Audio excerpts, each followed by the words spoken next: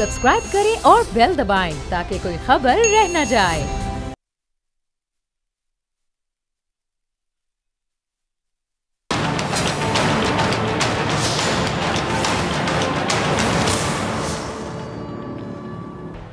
अस्सलाम वालेकुम नाज़रीन, मैं हूं डॉक्टर फिज़ा अकबर खान और मैं हूं पाकिस्तान और आप देख रहे हैं पाकिस्तान के सबसे बड़े न्यूज़ चैनल का नंबर 1 प्रोग्राम ऐसे नहीं चलेगा। आज वज़ीर आला सिंध के ऑफिशियल ट्विटर अकाउंट के मुताबिक सिंध में कोरोना के मरीजों में रिकॉर्ड जो तादाद है उसमें रिकॉर्ड इजाफा हुआ है, जिसके साथ ही सिंध में कोरोना से मुतासर होने वाले मरीजों का नंबर 62,969 तक जा पहुंचा। सही सुना आपने। वज़ीर आज़म इमरान खान ने गुज़िश्ता रोज़ कराची का दौरा किया, लेकिन दौरे में वज़ीर आला सिंध जो कि सूबे के ऑफिशियल चीफ एग्जीक्यूटिव हैं उनसे कोई मुलाकात नहीं की। सूबे के वज़ीर आला से कोई ब्रीफिंग या सूरत हाल पर गुफ्तगू तक करना मुनासिब ना समझा, बल्कि अपने सियासी इत्तेहादियों और पार्टी मेंबरान से मिलकर वापस शहर इक़्तिदार को रवाना हो चले। इस मुलाकात का ना होना क्या अवामी मुफाद में बेहतर रहा?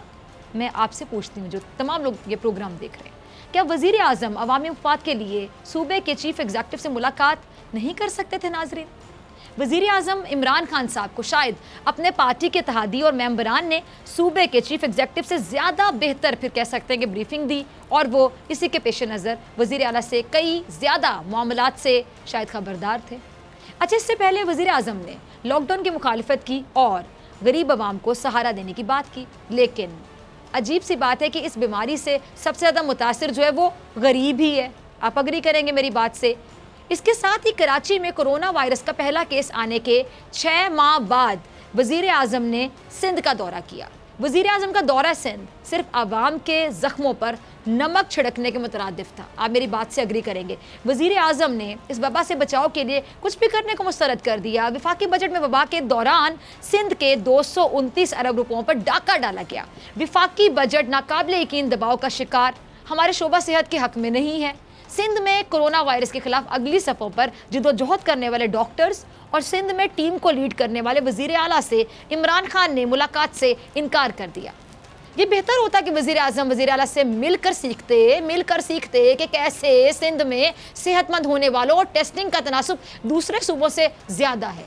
ये तमाम बातें पीपल्स पार्टी के चेयरमैन बिलावल भुट्टो जरदारी ने अपने ट्विटर पैगाम में की हैं। अच्छा, लॉकडाउन का नतीजा तो आवाम के सामने है।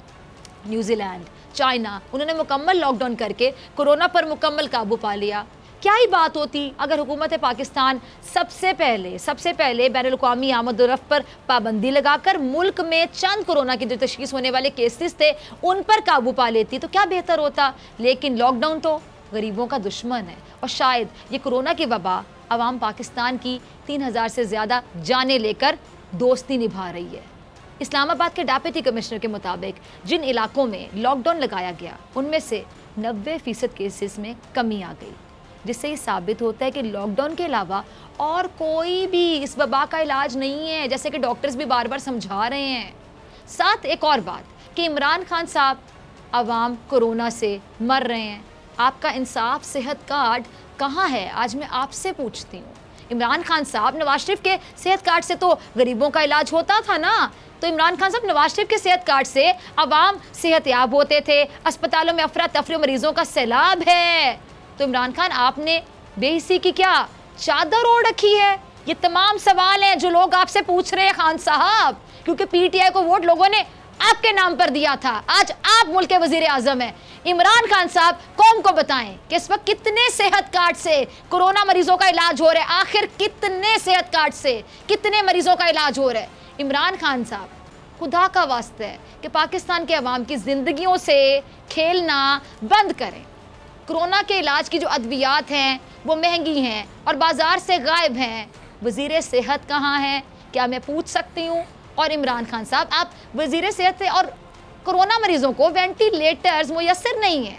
आप खुद सोचें कि कोरोना के मरीज़ों को वेंटिलेटर मुयस्सर नहीं है, अद्वियात आप देख रहे हैं कि उसकी क्या सूरत हाल है, और इस इससे रिलेटेड मतलब बहुत से सवाल आते हैं जो बहुत से लोग जानना चाहते हैं, बहुत से लोग परेशान हैं कि सिचुएशन को हैंडल आखिर किस तरह किया जाएगा। मैं मेहमानों से आपका तारुफ करवाती हूँ। मेहमान जो मेरे साथ इस टाइम पे मौजूद हैं, डॉक्टर अली साहब है जी, वो मेरे साथ मौजूद है, किसी तारुफ के मोहताज नहीं, PMS इनका ताल्लुक है। सर बहुत शुक्रिया ज्वाइन करने के लिए।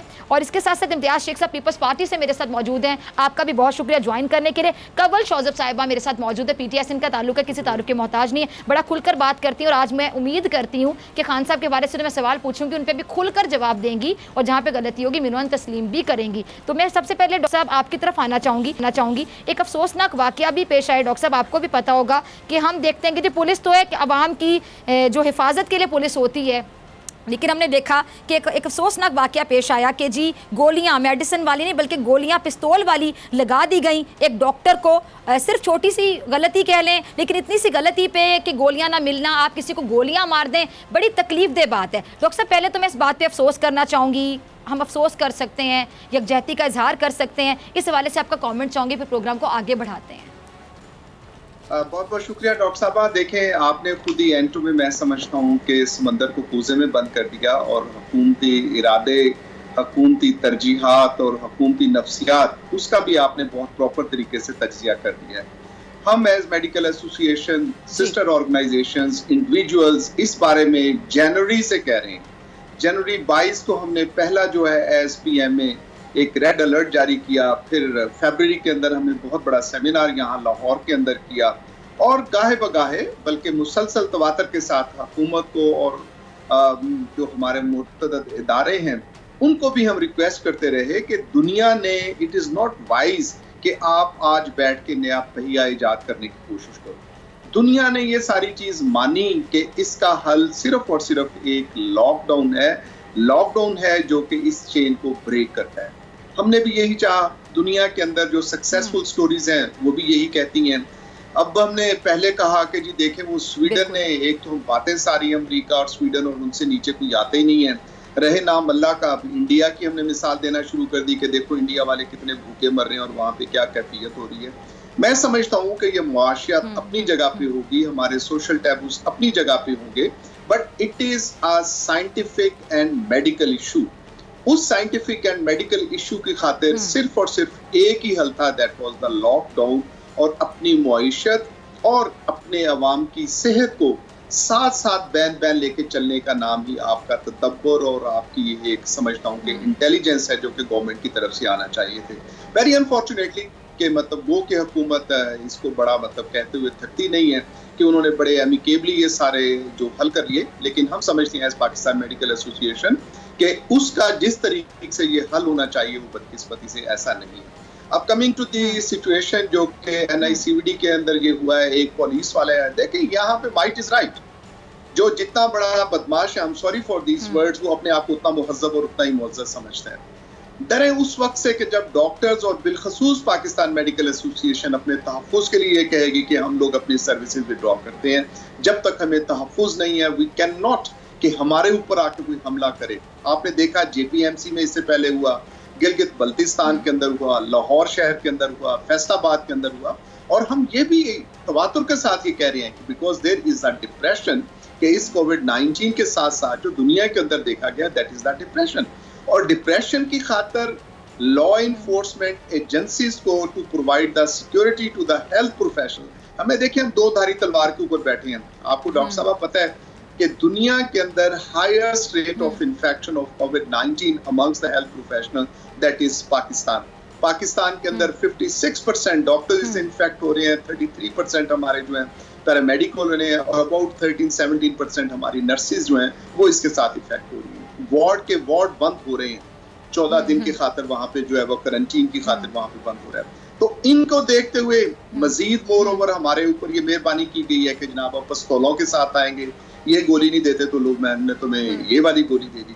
मैं समझता हूँ कि ये हुकूमत की नाकामी है, व्हाट्सएवर इट इज दी नाकामी वो सूबाई हुकूमत की हो, मरकजी हुकूमत की हो, हम समझते हैं दिस इज एडमिनिस्ट्रेटिव फेलियर। और इसके ऊपर हुकूमत को जरूर मैं तंबीह करना चाहूंगा, बल्कि मैं इसके लिए ना डिमांड बल्कि मैं ये तंबीह करना चाहूंगा ठीक है, कंवल पीटीआई की नुमाइंदगी करेंगी इस प्रोग्राम में, तो डॉक्टर साहब आपके तमाम सवालों का जवाब मेरे ख्याल से कंवल बहुत बेहतर दे सकती हैं। कंवल मैं आपकी तरफ आऊँगी, आपने डॉक्टर साहब के तमाम सवाल सुने, उनके गिले, उनके शिकवे, बल्कि तजावीज़ अगर कह दूँ बिल्कुल बजाय, लेकिन कोई कान ना धरे तो क्या किया जा सकता है। कंवल मुझे सिंपल सी बात समझ नहीं आ रही, इस टाइम पर मेरे ख्याल से डॉक्टर से बेहतर कोई बता नहीं सकता कि इस वबा से निपटने के लिए हमें ज़्यादा लॉकडाउन की तरफ जाना है, नहीं जाना है। ठीक है, मईशत अपनी जगह है, लेकिन उनको कॉन्फिडेंस में नहीं लिया जाता, उनसे पूछा नहीं जाता, अपने डिसीजन ले लिए जा रहे हैं। सिंध में क्या हो रहा है, विफाक में क्या हो रहा है, अपनी लड़ाइयों से फुर्सत नहीं है। कोरोना की मुझे लगता है किसी को टेंशन अब रह ही नहीं गई, क्या कहेंगी आप?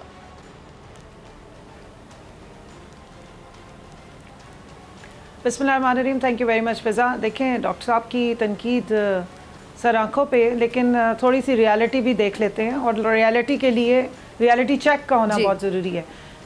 डॉक्टर साहब या जितने भी डॉक्टर हजरात हैं, मैं इनकी गलत फहमी दूर कर दूं कि जो NCOC की मीटिंग्स होती है उसमें शायद कोई डॉक्टर नहीं बैठता, उसमें हाई लेवल के डॉक्टर्स बैठते हैं।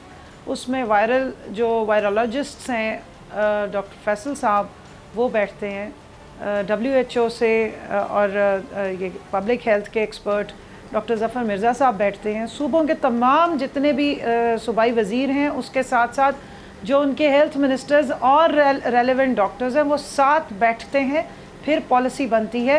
क्योंकि जब हेल्थ सेक्टर से रिलेटेड काम ही सारा हेल्थ सेक्टर से रिलेटेड हो रहा है, तो उनके मशवरे के बगैर कोई पॉलिसी बनती नहीं। एक नंबर 2, डॉक्टर साहब ने बड़ा इम्पोज किया, इंसिस्ट किया कि लॉकडाउन इसका हल है।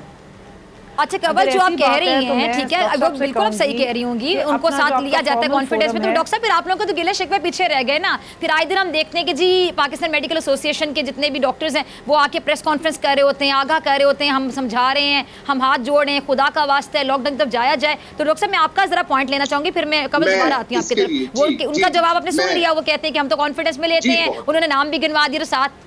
जी मुझे आर्गुमेंट फिजा अगर पूरा कर लेने दें। आई अप्रिशिएट इसके साथ के जो कि मैडम मुझे अगर आर्गुमेंट कंप्लीट कर लेने देते तो मैं जवाब दे देती। बहुत अच्छी, लेकिन एक चीज मैं कह दूं कि अगर आप माजी के देखते हैं, एक है जनाब बरकी साहब जो कि अमेरिका से तशरीफ लाते हैं। कंवल मैं आपकी तरफ वापस आ रही हूँ।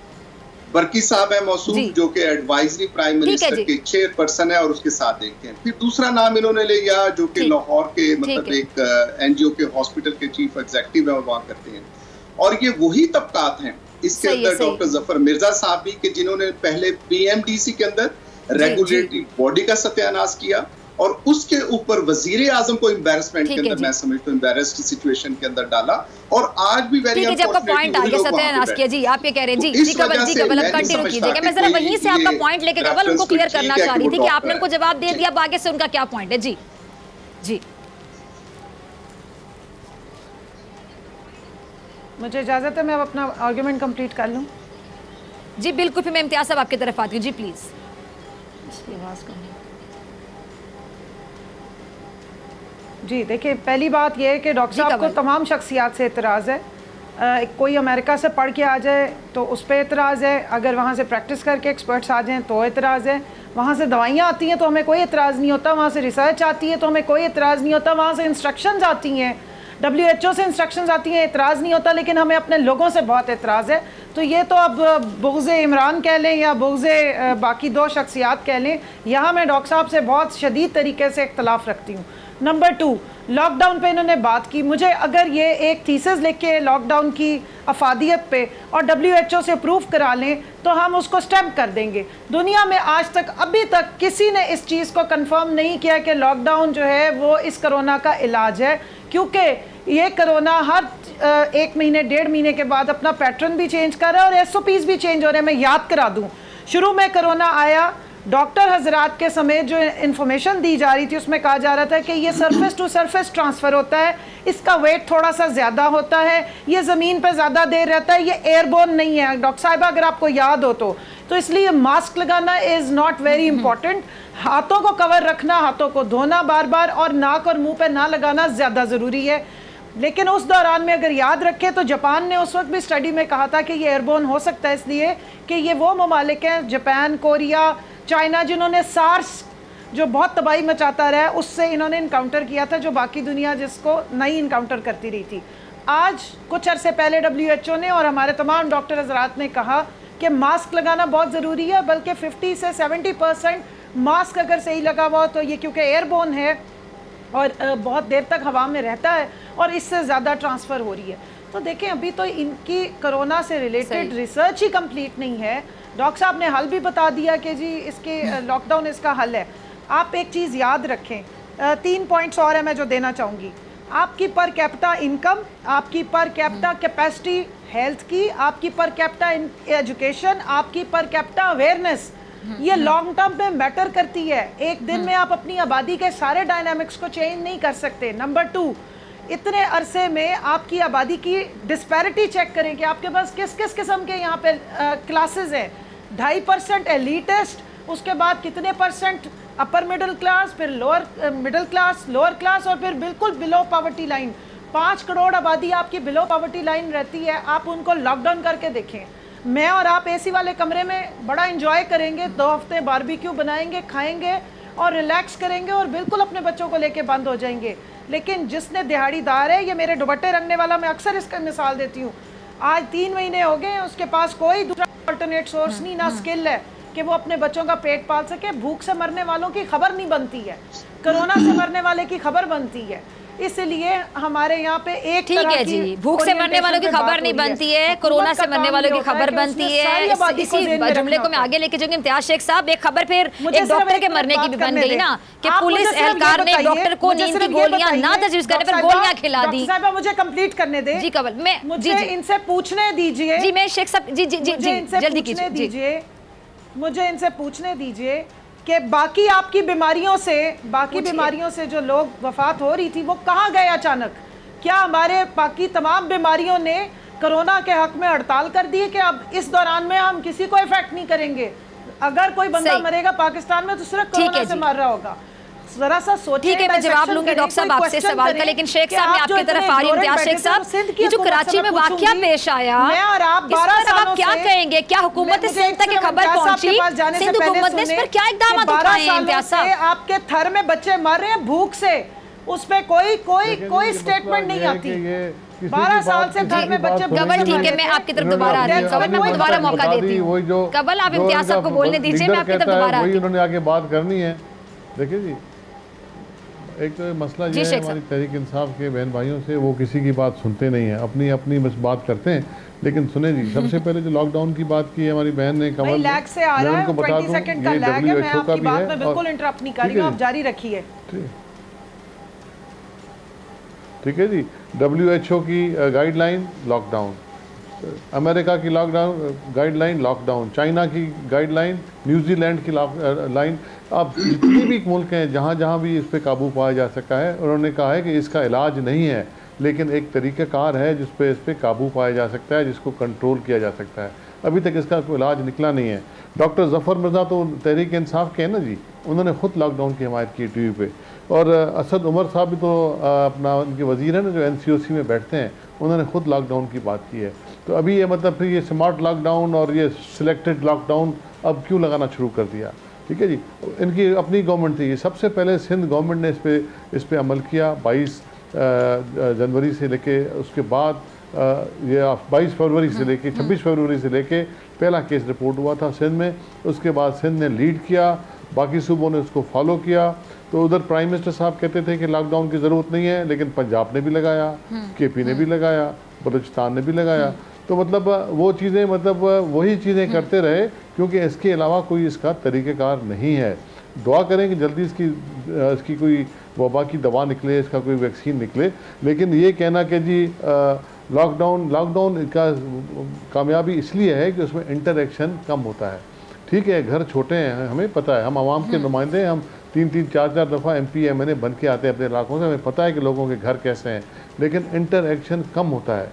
ठीक है जी, इंटरेक्शन जब कम होगा, ये इसका फैलाव कम होगा। जब फैलाव कम होगा तो ये बीमारी कम से कम फैलेगी। हाँ, ये ज़रूर है कि उनको खाने पीने का, उनको रिलीफ ऑपरेशन का साथ साथ करें उसके, ताकि मतलब वो कोई भूखा न रह सके। ये है गवर्नमेंट का काम कि मतलब वो उनको तो क्या सब ये क्या इतना आसान है हमारे मुल्क में? यहीं से तो मार खा रहे हैं, मैनेज नहीं कर पा रहे, पुअर मैनेजमेंट। बिल्कुल नहीं आसान। लॉकडाउन खोलेंगे फिर क्या होगा? देखें जी, मैनेजमेंट है, लेकिन देखें बात सुने, मसला ये है हो जाएगा, फिर दोबारा लॉकडाउन लगा दें आप। देखें मसला ये है कि लॉकडाउन के अलावा आपके पास कुछ है नहीं, या तो फिर आप पूरे मुल्क को हर्ड इम्यूनिटी की तरफ ले जाएं ताकि भी सबको हो जाए, कोई मरे कोई बचे। अभी तक तो ये तहरीक इंसाफ की पॉलिसी मुझे यही नज़र आती है कि मतलब वो कोई मरता है तो मरे, बचता है तो बचे, उसके बाद देखेंगे। ऐसे नहीं होगा, लीडरशिप को आना पड़ेगा। पाकिस्तान पीपल्स पार्टी ने खुद ऑफर किया। डॉक्टर साहब आपकी तरफ आती हूँ। डॉक्टर साहब ये बड़ा अच्छा एक पॉइंट रेज किया इन्होंने कि अगर इस तरह इम्यूनिटी सब में आ जाएगी। मेरी बात सुनिएगा एक मिनट। ये जो बरतानिया से आपने देखा होगा कि रिपोर्ट्स आ रही हैं कि अगस्त की डेट जो बताई जा रही है, 10 अगस्त को ये पीक पर होगा और एक दिन खुदा न खासा कम से कम 80,000 लोग मर सकते हैं और ज़्यादा से ज़्यादा 1.5 लाख तक लोग एक दिन में इससे मर सकते हैं। तो मुझे बताइएगा कि अगर इस तरह की कोई चीज़ होती है, आप डॉक्टर्स भी इस बात पे एग्री करते हैं कि ऐसे हो सकता है, अल्लाह ना करे कि ऐसा हो, तो फिर तो हम कह सकते हैं कि हम पीक पे चले जाएंगे अगस्त में। यानी तब इसका मतलब है कि 50 से 60% लोगों में कोरोना होगा पाकिस्तान में अगस्त तक। साथ ही मैं ऐड करना चाहूंगी, जितना मेरा नॉलेज है कि फिर अगर 50-60 तक हो जाएगा, इम्यूनिटी डेवलप हो जाएगी, तो फिर वो डिक्लाइन की तरफ भी तो जाएगा ना। इसमें तो जनवरी फरवरी तक कम हो सकता है, खत्म हो सकता है। जी डॉक्टर साहब शुक्रिया। देखें, एक तो मैं आपकी जो मेहमान हैं इत्तेफाक से हमारी हुक्मरान पार्टी से कि मेरे बारे में ये कहना है कि बुग़्ज़ इमरान मैं रखता हूँ, मैं कतई तौर पे किसी के खिलाफ ना बुग़्ज़ रखता हूँ ना मोहब्बत रखता हूँ। I speak but I feel कि ये चीज़ें ऐसी हैं। और मैं क्या कहता हूँ, मैं वो कहता हूँ जो इंटरनेशनली इस्टेब्लिश चीज़ें हैं। WHO क्या कहते हैं, बाकी रिसर्च की खातर लंदन कॉलेज ने क्या कहा, हम उसको चीज़ों को देखते हैं। स्वीडन ने जो पहले लॉकडाउन नहीं किया था और हम उसकी मिसाल देते थे, उनके वजीर ने माफ़ी मांगी कि हमसे गलती हुई कि हमने लॉकडाउन नहीं किया और हमारी जानों का बहुत ज़्यादा ज़िया हुआ। दूसरी चीज़ कि हम as a social worker, as Pakistan medical association, ये नहीं है कि हम टीके और गोलियों की बात ही करते हैं।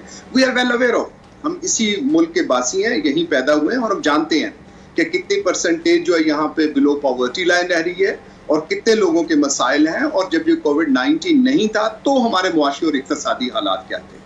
तो इस वजह से काइंडली मुझे उस जहालत के अंदर ना देखा जाए कि मैं इसके साथ कंसर्न नहीं रखता या मुझे पता नहीं है।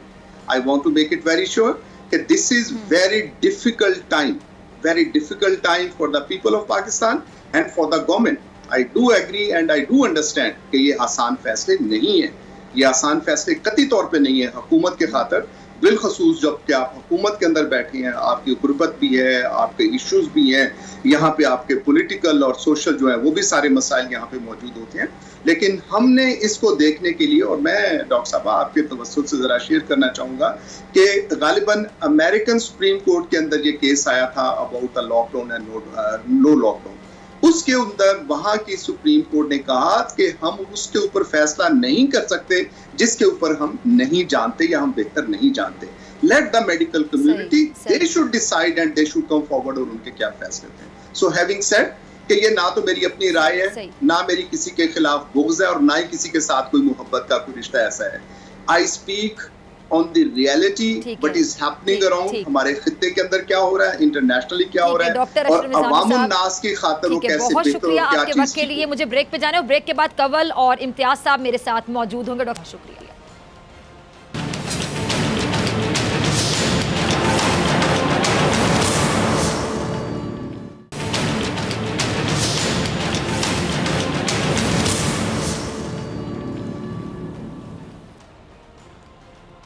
जी कंवल शोज़ेब और इम्तियाज़ शेख साहब मेरे साथ मौजूद हैं। आप दोनों का दोबारा से बहुत शुक्रिया ज्वाइन करने के लिए। कंवल मैं आपकी तरफ आना चाहूँगी, आपसे एक सवाल, बड़ा सादा सा सवाल है जी। वज़ीर आज़म साहब, ये बहुत लोग पूछ रहे हैं कि क्यों वज़ीर आला से नहीं मिले सिंध के दौरे पर। क्या जो वज़ीर आला सिंध हैं उनके नज़र में एक बहुत अहम ओहदा नहीं है? क्या इत्तेहादी और दीगर पार्टी जो मेंबरान हैं वो इस सूरत हाल से ज़्यादा अच्छा आगाह कर सकते थे वज़ीर आज़म को, बजाय कि वज़ीर आला सिंध उनको आगाह करते? या हम कह सकते दौरा महज एक सियासी दौरा था?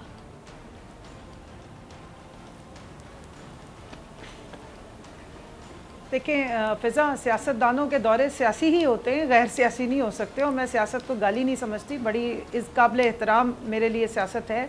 मुनाफ़क़त एक अलग चीज़ है। बात सारी है कि पाकिस्तान में जो पार्लियामेंट्री स्टाइल ऑफ डेमोक्रेसी है वो अपने ट्रू लेटर एंड स्पिरिट में कभी अभी तक इम्प्लीमेंट हुई नहीं है। सियासतदान अभी तक अपनी क्या कहते हैं, एक ग़ुलामी के तौक डाल के गलों में फिरे हैं, जिसकी बड़ी बदतरीन और या मैं कहूँगी बड़ी आला मिसाल हमारे मुराद अली शाह साहब हैं। उन्होंने कभी अपने आप को वज़ीर आला समझा? मुझे सिर्फ इतना बता दें क्या वो अपने आप को कॉन्स्टिट्यूशन जो उनका रोल बनता है कि एक चीफ एग्जीक्यूटिव ऑफ पाकिस्तान इसका जवाब शेख साहब आपसे लूंगी, जरा गौर से सुनिए, प्राइम मिनिस्टर है और एक सूबे के वजीर आला, मुझे मौका दीजिए जी, एक सूबे के वजीर आला का सिवाय एक ही काम है कि सुबह दोपहर शाम उन्होंने सिर्फ और सिर्फ तनकीद बराए तनकीद करनी है। आपके टीम लीडर और आपने सारी गलतियां जो हैं उसका पलंदा उठा के कोशिश करनी है कि उसको डाउनलोड कर दें वज़ीर आज़म के कंधों पर। अगर आप वाकई वज़ीर आज़म को अपना टीम लीडर समझते हैं और एक कॉन्स्टिट्यूशनल उनका जो रोल है कि वो चीफ एग्जीक्यूटिव हैं और आप चीफ मिनिस्टर होते हुए उनकी टीम का हिस्सा हैं, और आप पे भी उतना ही लाजिम है कि जिस तरह बाकी वज़ीर आला चीफ एग्जीक्यूटिव की रिस्पेक्ट करते हैं उस तरह आप भी उन्हें रिस्पेक्ट दें, बजाय इसके कि आप टीवी पे बैठ के हर वक्त प्रोपेगेंडा करें और हमेशा 180 डिग्री ऑपोजिट की फेडरल से आप लाइन लें। तो मुझे आप बता दें कि उसको आप क्या रोल को कहेंगी? मैं तो सियासत नहीं कहूँगी, मैं उसको कहूँगी पॉइंट स्कोरिंग करना, एक मुनाफकत करना, और हर वक्त अपनी जो उनकी असल लीडरशिप है जिनका वैसे कॉन्स्टिट्यूशनल रोल एक सिर्फ मेंबर नेशनल असम्बली का है, लेकिन उनकी चापलूसी करने में आप हाथ से वो लाइनें भी क्रॉस कर जाए जो आइन ने लगाई हुई हैं, तो फिर यही हो सकता है। दूसरी बात यह कि दौरा बिल्कुल जितने वज़ीर आज़म के दौरे इस दौरे हुकूमत में वो सब सियासी काउंट होंगे। जहाँ पे निजी लिखा जाएगा सिर्फ उस दौरे को आप निजी कहते हैं, सियासी दौरा ही काउंट होगा और तारीख में इसका डेट के साथ इसके सारे जितने अवामिल थे, जितने इसके एजेंडास थे वो साथ लिखे जाएंगे। आप बात को किसी और तरफ ले गए हो। सियासी का मतलब मेरी नजर में इम्तियाज साहब आप समझाइए, मैंने सियासी के सूबे में बोला, इम्तियाज साहब समझ गए। जी इम्तियाज साहब बाकी बातों के जवाब भी आप देना चाहेंगे? मैं समझ गई हूँ। अब मुझे फिजा एक मिनट, इम्तियाज साहब ने एक सवाल किया, इम्तियाज साहब ने कुछ बातें की थी, मैं उसका रिस्पॉन्ड कर दूं, फिर आप एक मिनट 2 मिनट से छोटा नहीं, फिजा कंप्लीट करने दें।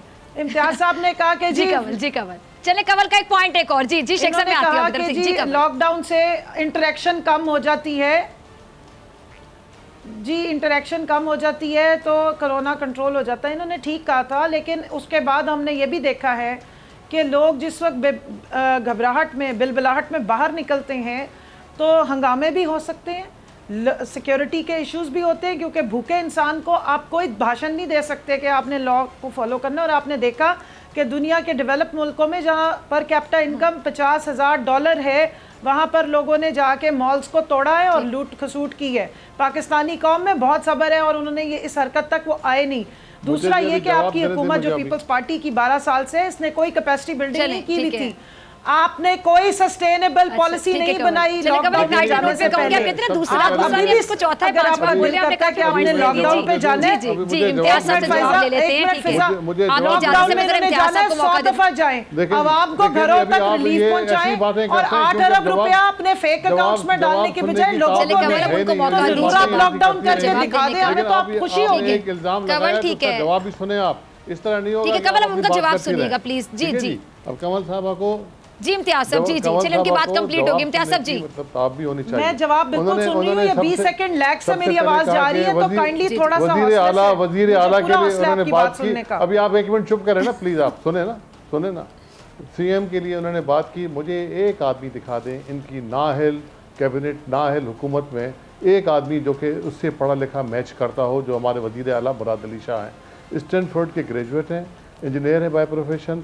ऐसा कोई पढ़ा लिखा आदमी इनके पास है तो हमें बता दें कौन है, और इतना मतलब तजुर्बेकार कोई अगर एक आदमी भी इनके पास है तो बता दें, ताकि हम उसका मुआवजा कर सकें कि इनके पास कौन ऐसा आदमी है जो कि उनका मुकाबला कर सकता है।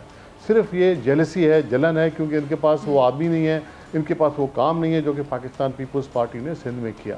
अब वो उनसे बर्दाश्त नहीं हो रहा। जब हमने काम शुरू किया इस पर, सबसे पहले हमने काम शुरू किया इस पे, मुराद अली शाह ने किया, दुनिया के इदारों ने उनकी तारीफ की। और अभी आप देखें, मेरी बात सुने, बीच में ना बोले आप प्लीज़, मैंने आपको बीच में नहीं सुना आपका। और दूसरा उन्होंने कहा कि पीपल्स पार्टी के चेयरमैन के लिए कहा कि जी MNA है, तो MNA ही होता है जनाब, आपका वज़ीर आज़म भी MNA ही है, ठीक है, वो वज़ीर आज़म बन गया है तो और बात है।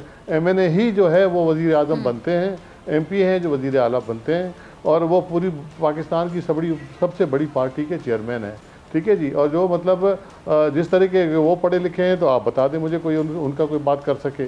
तो मेरा मतलब है कि ये ऐसी सिर्फ इल्ज़ाम लगाना, सिर्फ बात करना जेलसी में, जब हमने काम शुरू किया तो उनसे बर्दाश्त नहीं हो पाया। इनकी हाँ परफॉर्मेंस की बात कर रहा हूँ मैं। इनके वज़ीर वहाँ से आए, बिल्कुल डब्बे वज़ीर, जिनको पता न कुछ, न 3 में न 13 में आके उन्होंने सैबोटेज करना शुरू किया सिंध गवर्नमेंट के एक्शंस को। आप देखें, मतलब हमने हर तरीके से कोऑपरेट करने की कोशिश की इनसे, लेकिन आज भी हम लीड कर रहे हैं। आज भी हम चीज़ों में हमने टेस्टिंग की परफॉर्मेंस में हमने पूरे पाकिस्तान में लीड किया। 80 की स्टार्टिंग से 80 टेस्ट डेली हो रहे थे, अब तकरीबन कोई 12,000 टेस्ट हम डेली कर रहे हैं। हमने अपने ICU बेड्स बढ़ा दिए, हमने ICU हॉस्पिटल्स बढ़ा दी, HDU के हमने बेड्स बढ़ाए, HDU के हॉस्पिटल्स बढ़ाई, वेंटिलेटर्स हमने बाहर से मंगवाए। देखें, हमने ये पूरे का पूरा इन 3 महीनों में किया। हम ये कह रहे थे कि लॉकडाउन, अच्छा लॉकडाउन के अगर बात करते हैं तो सिंध के डॉक्टर्स, पंजाब के डॉक्टर्स, इस्लामाबाद के डॉक्टर, KP के डॉक्टर्स, ठीक है, WHO के डॉक्टर्स, दुनिया जहान के डॉक्टर्स, सब के सब इस बात पे मुत्तफिक हैं कि जी लॉकडाउन ही इसका हल है। फ़िलहाल इलाज नहीं है, हल इसका यही है, सोल्यूशन यही है।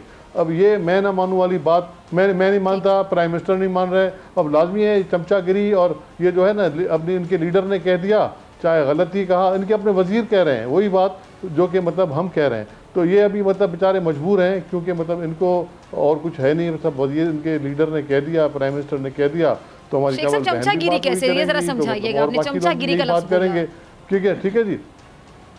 इसलिए कहा जो वो कहेंगे बगैर सोचे समझे। देखें, मैं अभी डॉक्टर शफी साहब ने जो बात की, वो उन्होंने पूरी रिसर्च बताई आपको, अमेरिकन यूनिवर्सिटीज़ की, इंग्लैंड की यूनिवर्सिटीज़ की, सब ने इसी बात को तायद की है जो हम कह रहे हैं। सिर्फ एक है प्राइम मिनिस्टर जो कह रहे हैं कि लॉकडाउन नहीं होना चाहिए, वो उसका नहीं है। ठीक है, लॉकडाउन के साथ इश्यूज़ हैं, उसको गवर्नमेंट का तो यही काम है उन इश्यूज़ को हल करना, गवर्नमेंट का तो यही काम है कि उन मसलों का हल करना। लेकिन इसके अलावा कोई और है तो बताएं। ठीक है जी। कंवल, आपने इम्तियाज साहब की सारी गुफ्तगू सुनी, बात वो सही कह रहे हैं लॉकडाउन के हवाले से। साथ ही मैं कहना चाहूँगी कंवल, जब आवाम SOPs को, जी कंवल आप मेरा सवाल, चलिए आप कुछ कहना चाह रही, कहिए जी कंवल। मैं ये आपसे जानना चाह रही थी, अवाम जब SOPs को फॉलो नहीं कर रही है, आप लॉकडाउन लगा नहीं रहे हैं, तो क्या हम ये समझें कि हुकूमत ये सोच कर बैठ गई है कि जो भी होगा आखिर में होता रहे, एंड में हम आराम से कह देंगे अवाम जाहिल है, दिफा के लिए काफी होगा? बड़े अफसोस की बात है कि अवाम को अब जाहिल कहा जा रहा है जी, अवाम को जाहिल कहा जा रहा है। और मतलब अपनी पार्टी के उनके वजीर ही कह रही है कि जाहिल है। वो तो हमने तो नहीं कहा, जाहिल तो उन्होंने कहा है अवाम को जब तक लीड नहीं करेंगे। थोड़ा ऐड करना चाहूंगी, एक मिनट, मेरी सजेशन है जी कवल आप बात करें। देखिए, अवाम का एटीट्यूड आपके सामने, अवाम का रवैया भी बिल्कुल सही नहीं है। हाँ, लेकिन ये कि आप जो हुकूमत होती है वो कभी ये नहीं कहती कि पूरी जिम्मेदारी अवाम की हालत में फेंक दी जाए। अवाम भी नहीं समझ पा रही, इसमें कोई दो राय नहीं है। अवाम का एटीट्यूड, अवाम का बिहेवियर बहुत गलत है, लेकिन हुकूमत जिम्मेदारी अवाम की हालत में नहीं फेंक सकती, उसको जाहिल कहेंगे। अवाम को मुख्तलिफ बातें बताएंगे तो यही होगा ना जी कंवल। देखिए, जब अवाम को आप कंफ्यूज करेंगे, अवाम को मुख्तलिफ बातें करेंगे तो यही होगा ना जी। फिर यही जो लोगों को जवाब देने देंगे तो मैं जवाब को बोलने दीजिए। जी कंवल। चले बोले जी, आप बोले। ये सिर्फ मुराद अली शाह के खिलाफ ही आवाज जो है ना वो 20 सेकंड लैग से जाती है, तो इसलिए जरा काइंडली मुझे थोड़ा सा टाइम दे कि मैं बात कर सकूं। नहीं, मुझे बिल्कुल बोलना भी आता है, मेरे पास बहुत कुछ है। मैं एक सोशल साइंटिस्ट हूँ और एक रिसर्चर हूँ, और मैं रिसर्च ओरिएंटेड बात करती हूँ। मैं हवा में आके आपकी तरह तीर नहीं छोड़ी, ना हमें चमचागिरी आती है, ना हमने सीखी है, और ना ही अल्लाह का शुक्र है कि 12 साल से हमने कोई निकम्मेपन दिखाए जो ऑन रिकॉर्ड मौजूद हो, जिसको सुप्रीम कोर्ट बुला के पूछे कि 11 यूसीज का रिकॉर्ड तो बता दें, तो उनके पास 11 यूसी का रिकॉर्ड 12 साल के बाद भी ना हो, जो 1 लाख राशन लोगों को मरीख पे पहुंचाएं, क्योंकि जिस सूबे में बांटते हैं वहाँ लोगों को मिला ही ना हो, ना जाने वालों ने देखा हो, ना लेने वालों को पता हो। बात सारी ये कि अगर आपने लॉकडाउन करना है 100 दफ़ा करें। 18वीं तरमीम के बाद आपके जो नाअहल नामुराद साहब वज़ीर आला हैं, उनके पास ये इख्तियारात हैं 18वीं तरमीम के बाद, वो अपना लॉकडाउन का डिसीजन कर सकते हैं और जरूर करें, लेकिन उसको सस्टेनेबल बनाएं। और 8 अरब रुपया ये अब आपने जो इतनी बातें की अब सुन ले, इनके पास 8 अरब रुपया जो आपने अपनी जेबों में डालने का सोचा वो दे दें आवाम को। वेंटिलेटर्स आपको सुबह एनडीएमए ने पहुंचाए जिससे आप मुकर गए। एक डॉक्टर फुरकान को आप वेंटिलेटर नहीं दे सके, वेंटिलेटर आपने स्टोर में रखे। मुझे बात करने दें इम्तियाज शेख साहब, हौसला करें, सुप्रीम कोर्ट में जवाब दाखिल है उसका, अगले कुल सारे जो पीपल्स पार्टी में इकट्ठे हुए हैं मुझे जरा जवाब देने दें। जो पता ही आपको पता ही ना हो, आपको अपनी बारी पे बोल चुके हैं, मुझे बोलने दें या मैं आपको बिल्कुल पता नहीं है। मसला ये है कि 30 सेकंड से इम्तियाज साहब जातियात पे अगर बात करेंगी तो हम भी जातियात पे बात करेंगे, ठीक है जी। नहीं मसले आप आपके मसले ही मसले, मुझे जवाब देने दें कि गलत का यही मुराद अली शाह है। बीच में तो आवाज से कोई नहीं रहता, एक अटैक इधर से आता है, दूसरा फिर जवाब में एक मिनट का जवाब पत्थर से देते हैं। मुराद अली शाह इनसे हजम नहीं हो रहा, सीएम शिप के अंदर आवाम मर रही है। चलिए मुझे ब्रेक पे जाने, आप दोनों का बहुत शुक्रिया। और नाजरीन मैं यहीं से बात मेरे जहन में आई कि ये जो इन दोनों के दरमियान हो रहा था, शेख साहब और कंवल के दरमियान, यही हो रहा है हमारी सियासत में। कोई किसी की नहीं सुन रहा और सबसे बड़ा मसला ही ये कि कोई किसी की नहीं सुन रहा। ब्रेक पे जाना और ब्रेक से आने के बाद एक बड़ी खबर और मेरे साथ नज़ीर लगारी साहब मौजूद।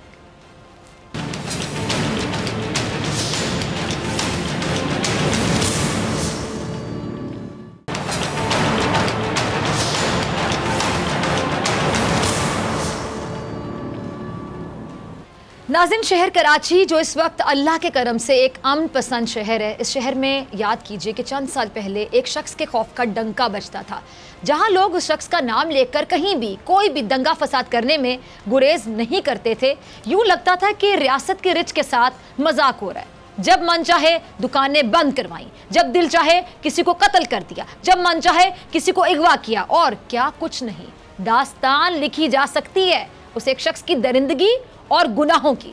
और सबसे हैरत की बात नाज़रीन ये कि वो शख्स इस मुल्क से दूर रहता था, लेकिन अपने कारिंदों के ज़रिए आवाम के दिलों पर दहशत कायम कर रखी थी उस शख्स ने। लेकिन फिर उस दहशतगर्द और मुल्क दुश्मन ने अपने दिल की आवाज़ बाहर निकाली और पाकिस्तान मुखालिफ नारे लगाए। ये वो वक्त था जब रियासत पाकिस्तान हरकत में आई और उस शख्स के गुनाहों पर रोक लगा दी। उस शख्स ने ना सिर्फ गैरों को बल्कि अपनों को भी बेहद नुकसान पहुंचाया। मैं बात कर रही हूँ बानी एमक्यूएम की। जी हाँ नाजरीन, आज इस हवाले से एक खबर आई कि बानी एमक्यूएम पर इमरान फारूक, जो कि उस तहरीक जिसे मुत्तहिदा कौमी मूवमेंट कहा जाता है, उसके बानी कायदीन में से एक थे, उन्हें भी उस एक शख्स जिसे एमक्यूएम के बानी के नाम से जाना जाता है, उसने नहीं बख्शा।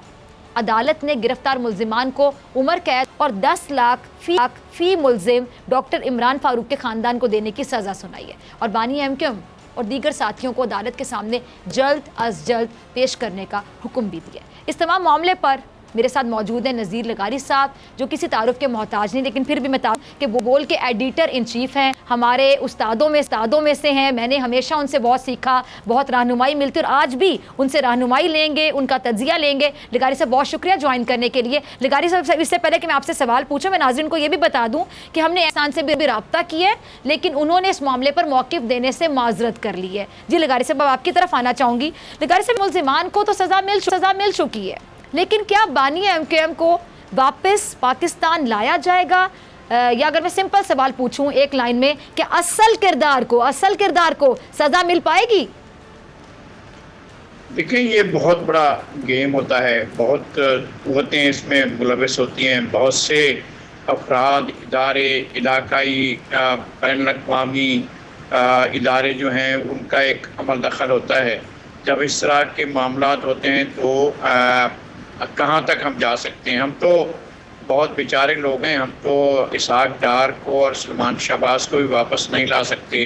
चाहे जाए कि वो उनकी खिदमत कर रहे हैं या नहीं कर रहे हैं, लेकिन ये तो सबको पता है ना कि बरतानिया का या इंटरनेशनल ताकतों का एक एजेंडा था जिसकी तकमील हो रही थी कि कराची को जिस तरह रखा गया गुज़श्ता 40 साल से ज़्यादा अरसे थे, 40 साल से लगभग जिन हालात में रखा गया, वो हालात तो एक एजेंडे के तहत थे ना, कि इस शहर की जो क़ुव्वत नमू थी, जो इस शहर के आगे बढ़ने के इम्कानात थे, यहाँ पर इस शहर में सतह का मॉडर्नाइजेशन होता था, जिस सतह की जिद्दत आनी थी, जिस सतह की तरक्की होनी थी, जिस सतह का इसने आगे बढ़ना था, जिस तरह से खलीजी रियासतों से ज़्यादा ताकत के साथ आगे बढ़ना था और यहाँ पर खुशहाली का एक गहवारा बनना था, उसको रोकने के लिए और उस पर उसके रास्ते में कांटे बिछाने के लिए इस तरह का खेल खेला गया, इस तरह की तंजीमें बनाई गई। एक यही तंजीम नहीं, कई और तंजीमें बनाई गई। यहाँ पर इंतहा पसंदी फैलाई गई, यहाँ पर दहशत फैलाई गई, यहाँ पर तंग नजरी फैलाई गई। यहाँ तक इस मुल्क को तो ज़ाहिर 12वीं सदी का मुल्क बनाया गया ना, 20वीं सदी और 21वीं सदी का मुल्क तो नहीं बनाया गया था। अच्छा, तो लगारी साहब, ये जो मौजूदा MQM है, क्या इसका इन फैसलों से कोई ताल्लुक नहीं था? कि पाकिस्तान में बसने वाले MQM इन तमाम गुनाहों से हम कह सकते हैं कि बिल्कुल आज़ाद है? देखिए, ये नहीं कहा जा सकता। हमारे यहाँ तो कोई इंक्वायरी का सिस्टम नहीं है, हमारे यहाँ इन्वेस्टिगेशन का सिस्टम नहीं है, हमारे यहाँ गैर जानिबदाराना तहकीकात नहीं होती हैं। हर चीज़ जो है, कितने बड़े मामलात हैं।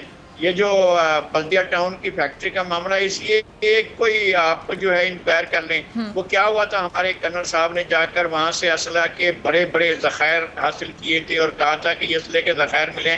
तो वो कहाँ से मिले थे, कौन लोग थे? लंदन में बैठे हुए लोग नहीं थे, वो लोग तो यहाँ पर ही थे। लेकिन कौन तलाश करेगा, कौन जाकर बताएगा कि जनाब ये असले के ज़खायर किन के थे? और मुसल्लह अफराद जो कार्रवाइयाँ करते थे वो लंदन से तो नहीं आते थे, वो तो यहाँ ही होते थे। तो इस तरह की चीज़ें जो है, फिर एक बात और भी होती है कि रियासत के इदारे इस सिलसिले में दिलचस्पी रखते हैं या नहीं रखते हैं। असल बात तो ये होती है।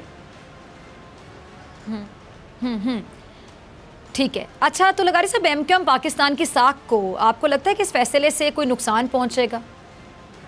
इनको तो नुकसान ही पहुंचेगा। इसलिए तो जितना उनके चीज़ें सामने आती जाएंगी, ये लाताल्लुकी का इजहार कर चुके हैं, इसलिए इनके तो सवाब गिना जाएगा, इनके बारे में अच्छा कहा जाएगा।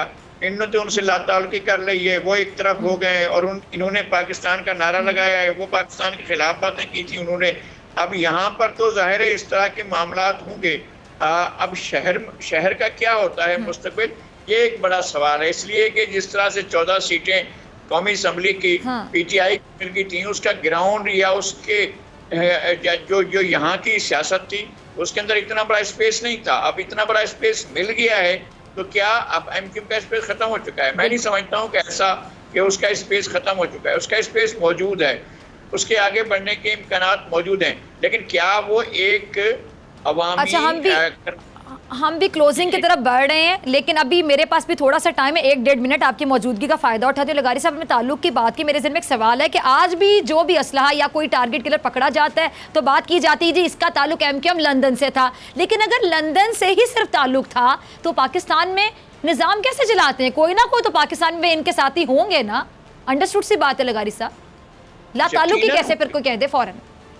यकीनन होंगे, और ये जिम्मेदारी है रियासत की, ये रियासत के इदारों की जिम्मेदारी है, ये हमारे खुफिया इदारों की जिम्मेदारी है, ये हमारी पुलिस की जिम्मेदारी है, हमारी सिक्योरिटी फोर्सेस की जिम्मेदारी है। वो इस बात का पता चलाएं कि कहाँ से और किस तरह से, कौन से जराए से, कौन से मीडियम से इस तरह का कम्युनिकेशन होता है और कैसे कोई वारदात हो जाती है, कैसे यहाँ पर सब कुछ हो रहा है। अगर ये सब कुछ अगर इदारे नहीं पता चला सकते हैं तो फिर तो ये बात समझी जाएगी नाकामी उनकी। ठीक है जी, बहुत शुक्रिया नज़ीर लगारी साहब आपके वक्त के लिए, आपके तजिए के लिए। इसी के साथ डॉक्टर फिर को दीजिए इजाज़त, आपसे मुलाकात होगी इंशाल्लाह कल सेम टाइम सेम चैनल। अगर ज़िंदगी ने वफ़ा की, दुआओं में याद रखिएगा, अपने प्यारों का बहुत ख्याल रखिएगा। अल्लाह निगहबान।